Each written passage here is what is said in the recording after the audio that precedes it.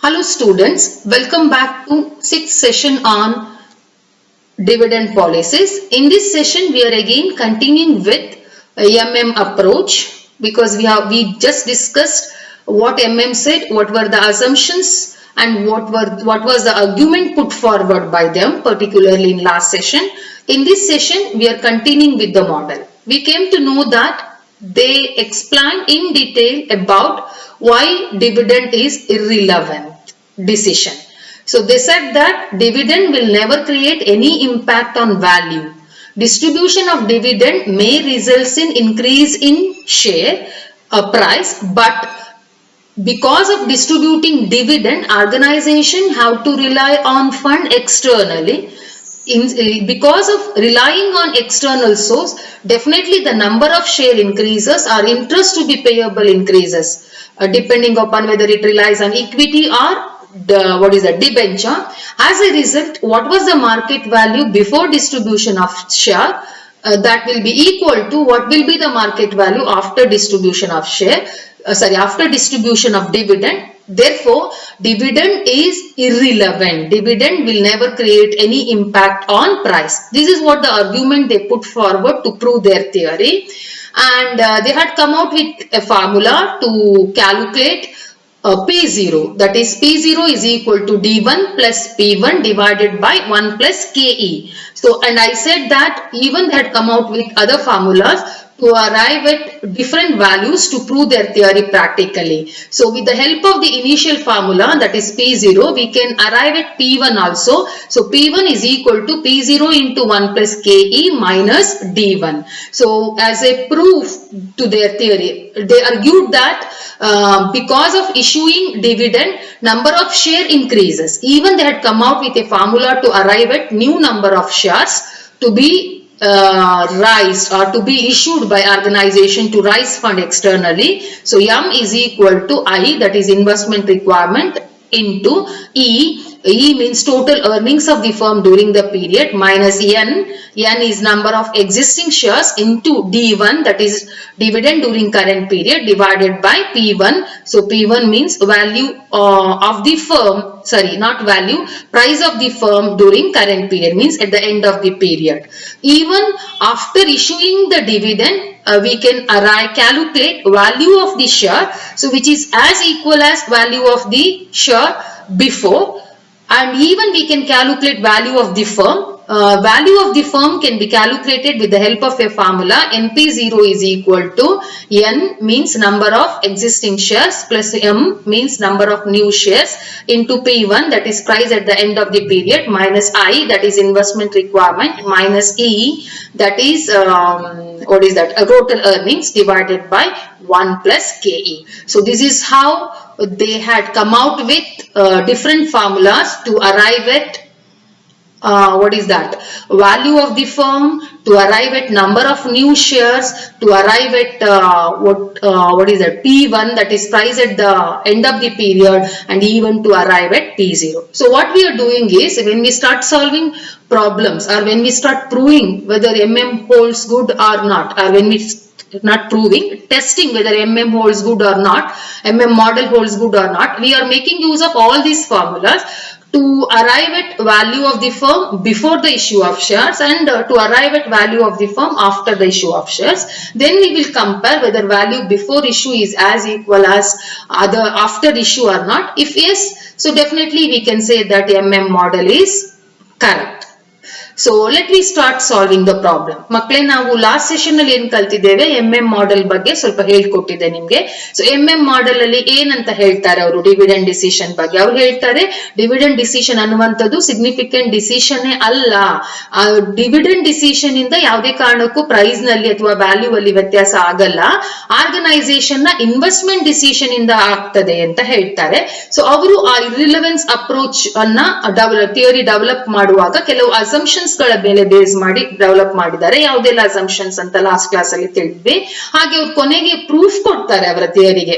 So ಒಂದು argument ಅನ್ನ ಪುಟ್ forward ಮಾಡಿ ಅಂದ್ರೆ ನಮ್ಮ ಮುಂದೆ ಇಟ್ಟು ಅವರು ಪ್ರೂಫ್ ಆಗಿ ಅದನ್ನ ಯೂಸ್ ಮಾಡ್ಕೊಳ್ತಾರೆ. ಅವ್ರು ಏನ್ ಹೇಳ್ತಾರೆ ಅಂತ ಹೇಳಿದ್ರೆ, ಡಿವಿಡೆಂಡ್ ಡಿಸ್ಟ್ರಿಬ್ಯೂಷನ್ ಮಾಡಿದ್ರೆ for a time being market price ಜಾಸ್ತಿ ಆಗ್ಬೋದು, ನಿಮ್ಗೆ ವ್ಯಾಲ್ಯೂ ಇನ್ಕ್ರೀಸ್ ಆಯ್ತು ಅಂತ ಅನ್ಸ್ಬೋದು.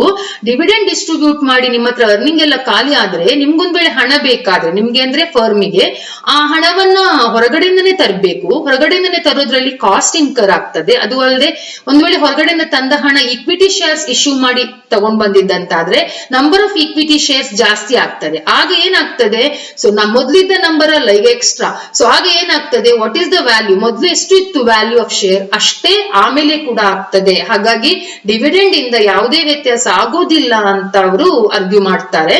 ಸೊ ಅವರು ಆರ್ಗ್ಯೂ ಮಾಡುವಾಗ ಅವರ ಮಾಡೆಲ್ ಡೆವಲಪ್ ಮಾಡುವಾಗ ಕೆಲವು ಫಾರ್ಮುಲಾಗಳನ್ನ ನಮ್ಗೆ ಹೇಳ್ಕೊಟ್ಟಿದ್ದಾರೆ.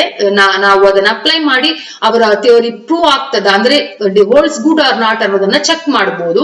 ಸೊ ಯಾವ್ದಕ್ಕೆಲ್ಲ ಫಾರ್ಮುಲಾ ಹಾಕಿದ್ದಾರೆ ಅಂದ್ರೆ P0 ಕ್ಯಾಲ್ಕುಲೇಷನ್ ಗೆ, that is price at the beginning, ಅನಂತರ P1 ಕ್ಯಾಲ್ಕುಲೇಷನ್ ಗೆ ಪ್ರೈಸ್ ಅಟ್ ದ ಎಂಡ್, ಅನಂತರ ನಂಬರ್ ಆಫ್ ನ್ಯೂ ಶೇರ್ಸ್. ಒಂದ್ ವೇಳೆ ಆರ್ಗನೈಸೇಷನ್ ಪೂರ್ತಿ ಡಿವಿಡೆಂಡ್ ಅನ್ನ ಇಶ್ಯೂ ಮಾಡಿಬಿಟ್ಟು ಅರ್ನಿಂಗ್ ಅನ್ನೆಲ್ಲ ಡಿವಿಡೆಂಡ್ ಆಗಿ ಇಶ್ಯೂ ಮಾಡಿಬಿಟ್ಟು ಕೊನೆಗೆ ಅದಕ್ಕೆ ಬೇಕಾದ ಹಣವನ್ನ ಹೊಸ ಈಕ್ವಿಟಿ ಶೇರ್ಸ್ ಅನ್ನ ರೈಸ್ ಮಾಡಿ ತಂದ್ರೆ ಆ ನಂಬರ್ ಆಫ್ ಈಕ್ವಿಟಿ ಶೇರ್ಸ್ ಅನ್ನ ಹೇಗೆ ಕ್ಯಾಲ್ಕುಲೇಟ್ ಮಾಡೋದು ಅನ್ನೋದಕ್ಕೂ ಫಾರ್ಮುಲಾ ಇದೆ.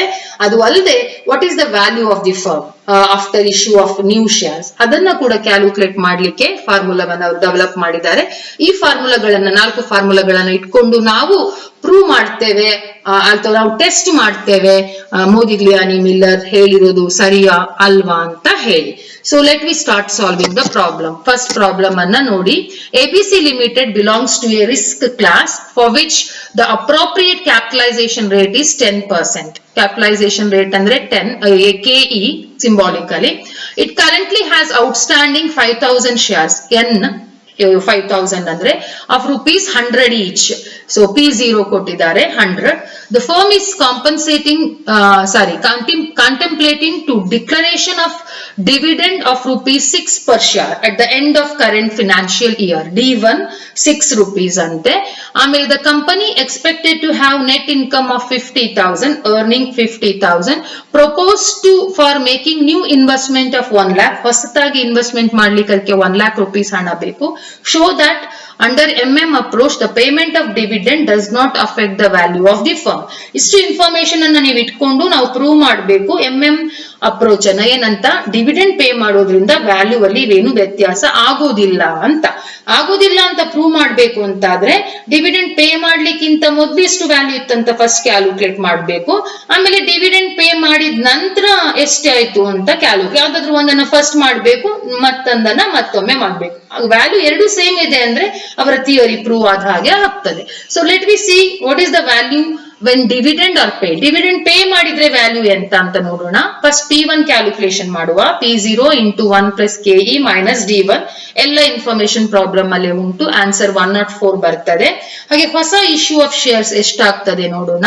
So I that is investment requirement 1 lakh minus E that is earning 50,000 minus ಎಷ್ಟು ಡಿವಿಡೆಂಡ್ ಕೊಡ್ತಾರೆ ಅವರು, ನಂಬರ್ ಆಫ್ ಶೇರ್ಸ್ 5,000, ಒಂದು ಶೇರಿಗೆ 6 ರೂಪಾಯಿ ಆಗಿ dividend, 5,000 into 6, so means 30,000 rupees dividend. That is E minus ND1. So E ಅಂತ ಹೇಳಿದ್ರೆ I ಅಂದ್ರೆ 1 lakh minus E ಅಂತ ಹೇಳಿದ್ರೆ 50,000. ಸೊ ಮೈನಸ್ N ಅಂತ ಹೇಳಿದ್ರೆ number of existing shares 5,000 into D1 ಅಂತ ಹೇಳಿದ್ರೆ dividend during current period that is 6. So ND1 ಮಾಡಿದಾಗ ನಿಮ್ಗೆ ಟೋಟಲ್ ಡಿವಿಡೆಂಡ್ ಡಿಸ್ಟ್ರಿಬ್ಯೂಷನ್ ಸಿಗ್ತದೆ divided by P1 which is 104. So answer is 80,000 divided by 104. ಅಷ್ಟು ನ್ಯೂ ಶೇರ್ಸ್ ಅನ್ನೋದು issue ಮಾಡಬೇಕಾಗುತ್ತೆ. ಹಾಗಾದ್ರೆ ವ್ಯಾಲ್ಯೂ ಆಫ್ ದಿ ಫರ್ಮ್ ಏನಾಗುತ್ತೆ, N plus M into P1 minus I minus E divided by 1 plus KE. So N ಅಂದ್ರೆ 5,000 plus M ಅಂತ ಹೇಳಿದ್ರೆ 80,000 divided by 104.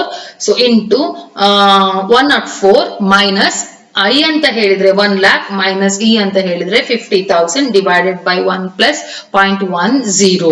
So ಇದನ್ನ simplify ಮಾಡಿದಾಗ ನಮ್ಗೆ 5 ಲಕ್ಷ ರೂಪಾಯಿ ವ್ಯಾಲ್ಯೂ ಆಫ್ ದಿ ಫರ್ಮ್ ಅಂತ ಬರ್ತದೆ. ಇದು ಡಿವಿಡೆಂಡ್ ಡಿಕ್ಲೇರ್ ಮಾಡಿದ್ರೆ. ಒಂದು ವೇಳೆ ಅಸ್ಯೂಮ್ ಮಾಡಿ ಡಿವಿಡೆಂಡ್ ಡಿಕ್ಲೇರ್ ಮಾಡ್ಲಿಕ್ಕಿಂತ ಮೊದಲು ಡಿವಿಡೆಂಡ್ ಡಿಕ್ಲೇರ್ ಮಾಡಿಲ್ಲ ಅಂತಾದ್ರೆ ಏನಾಗುತ್ತೆ ಅನ್ವಾಗ P1 P0 100 into 1 plus KE same, but dividend declare ಆಗಿಲ್ಲ, D1 will become 0.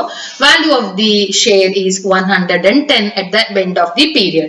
So number of new shares ಎಷ್ಟಿರುತ್ತೆ ಅಂತ ನೋಡೋದಂತಾದ್ರೆ, so M is equal to I ಅಂದ್ರೆ investment requirement minus E minus ND1, that is the issue of total earning distributed as dividend. Dividend 0 ಅಂತ ಆದ್ಮೇಲೆ N 5000 into 0 ಅಂದ್ರೆ 0 divided by P1, that is 110. Answer is 50,000 divided by 110. So then what is the value of the firm? Value of the firm P1 is equal to N plus M. P0 is equal to N plus NP0 is equal to N plus M into P1 minus I minus E divided by 1 plus KE. N andre outstanding share 5,000 plus M anta helidre new shares 50,000 divided by 110. So into P1 andre 110 minus I andre 1 lakh minus E anta helidre 50,000 divided by 1 plus 0.10. So answer ಎಷ್ಟಾಗ್ತದೆ ಅಂದ್ರೆ 5 lakh. So dividend distribute ಮಾಡಿದ್ರು value of the firm 5 lakh, dividend distribute ಮಾಡಲಿಲ್ಲ ಅಂದ್ರೂ value of the firm 5 lakh. ಅಲ್ಲಿಗೆ value of the firm remain unchanged even after distribution of dividend. What was the value before distribution of dividend will be as equal as what will be the value after distribution of dividend. In between there may be a change. That change is not permanent, it is temporary. So this is all about Modigliani-Miller approach.